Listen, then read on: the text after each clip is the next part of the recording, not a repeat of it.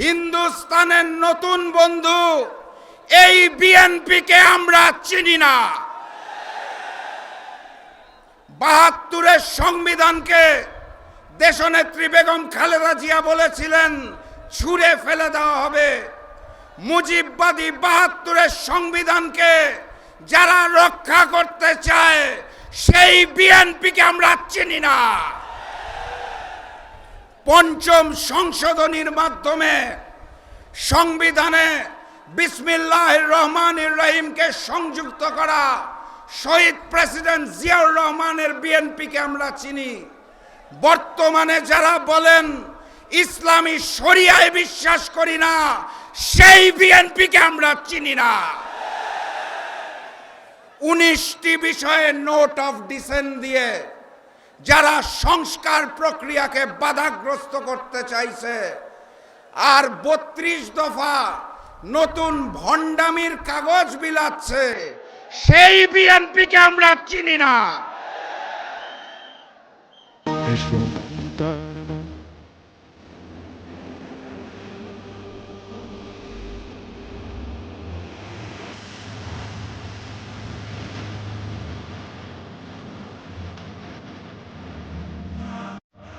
বন্দরকে কেন্দ্র করে গড়ে ওঠা প্রাচ্যের ভেনিস খ্যাত বরিশাল শহরের বেলস পার্কে ৮ দল আয়োজিত আজকের এই বিভাগীয় সমাবেশের সম্মানিত সভাপতি, সম্মানিত প্রধান অতিথি, মঞ্চে উপবিষ্ট ৮ দলের শীর্ষ নেতৃবৃন্দ, ৮ দলের বিভাগীয় নেতৃবৃন্দ, আমার সামনে উপস্থিত মিডিয়ার ভাইরা এবং এই মাঠে উপস্থিত লক্ষাধিক ইসলামী এবং দেশপ্রেমিক কাফেলা, সবাইকে জানাই আমার দল জাতীয় গণতান্ত্রিক পার্টি জাগপার পক্ষ থেকে সংগ্রামী সালাম এবং শুভেচ্ছা।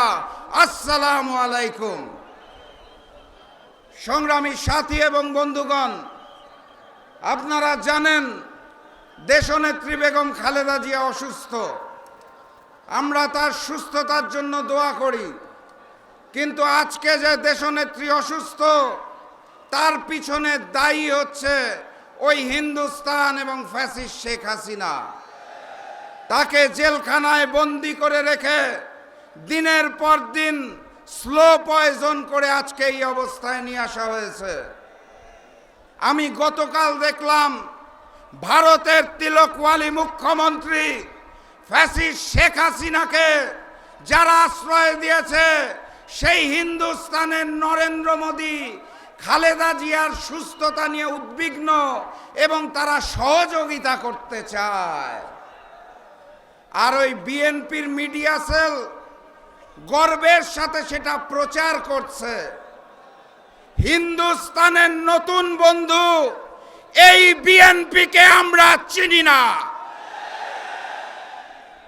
৭২-এর সংবিধানকে দেশনেত্রী বেগম খালেদা জিয়া বলেছিলেন ছুঁড়ে ফেলে দেওয়া হবে। মুজিববাদী ৭২-এর সংবিধানকে যারা রক্ষা করতে চায় সেই বিএনপিকে আমরা চিনি না। পঞ্চম সংশোধনীর মাধ্যমে সংবিধানে বিসমিল্লাহির রহমানির রহিমকে সংযুক্ত করা শহীদ প্রেসিডেন্ট জিয়াউর রহমানের বিএনপিকে আমরা চিনি।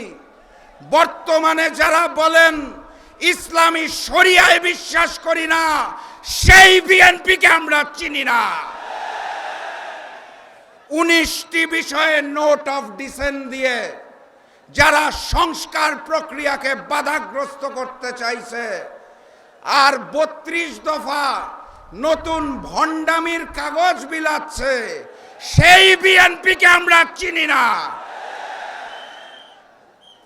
১৫ মাস আগে যারা অত্যাচারিত ছিল, মজলুম ছিল, বর্তমানে যারা চাঁদাবাজি, রাহাজানি, খুনের মাধ্যমে নতুন করে জালিম হয়েছে সেই বিএনপিকে আমরা চিনি না। দেশের প্রয়োজনে ১৫ মাস ধরে যিনি বিদেশ থেকে দেশে আসতে পারছেন না, যিনি নিজের নিরাপত্তা নিয়ে বেশি চিন্তিত, দেশের মানুষকে নিয়ে চিন্তিত না, যিনি বিদেশে বসে নাকি জাতীয় আলেম হয়ে যাচ্ছেন, সেই নেতার বিএনপিকে আমরা চিনি না। আমরা কুরআনের পাখি আল্লামা দেলোয়ার হোসেন সাঈদীর বাংলাদেশকে চিনি। আমরা পীর সাহেব চরমনায়ের বাংলাদেশকে চিনি। আমরা আমার আলেমদেরকে চিনি। আমাদের আলেমরা বলে দিয়েছেন আগামীর বাংলাদেশ হবে ইসলামের বাংলাদেশ। ডাক্তার শফিকুর রহমান, পীর সাহেব চরমনাই, আল্লামা মামুনুল হক এক হয়েছেন। 8টি ইসলামী এবং দেশপ্রেমী দল এক হয়েছে। অতএব আগামীর বাংলাদেশে ভারতীয় আধিপত্যবাদ চলবে না। আগামীর বাংলাদেশ হবে ইসলামের বাংলাদেশ। আগামীর বাংলাদেশ হবে কুরআনের বাংলাদেশ। আগামীর বাংলাদেশ হবে ন্যায় এবং সাম্যের ভালোবাসার বাংলাদেশ। অতএব স্পষ্ট ভাষায় জানিয়ে দিতে চাই, গণভোটে হাঁ বলো, 8 দলের প্রতীকে সিল মারো। গণভোটে হাঁ বলো, 8 দলের প্রতীকে সিল মারো।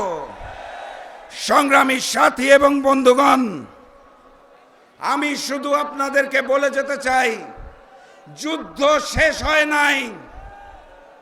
যুদ্ধ জয়ী হয়ে ঘরে ফিরবেন, তার আগে বরিশালের বিভাগের কেউ ঘরে চলে যাবেন না। আজকে এই ঐতিহাসিক সমাবেশ থেকে স্লোগান শুরু হবে।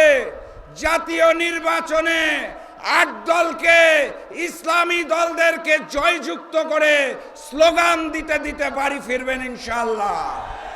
তাহলে স্লোগান শুরু হোক, নারায়ে তাকবীর, নারায়ে তাকবীর, নারায়ে তাকবীর। এই বিজয় ধ্বনি ওই হিন্দুস্তানে পৌঁছে গিয়েছে। ওই নতুন জালেম বিএনপির বুকে কাঁপুনি ধরিয়েছে। জয় এবার আমাদের সুনিশ্চিত। বিজয়ের পথে যাত্রা শুরু, জীবন অথবা মৃত্যু। আসসালামু আলাইকুম।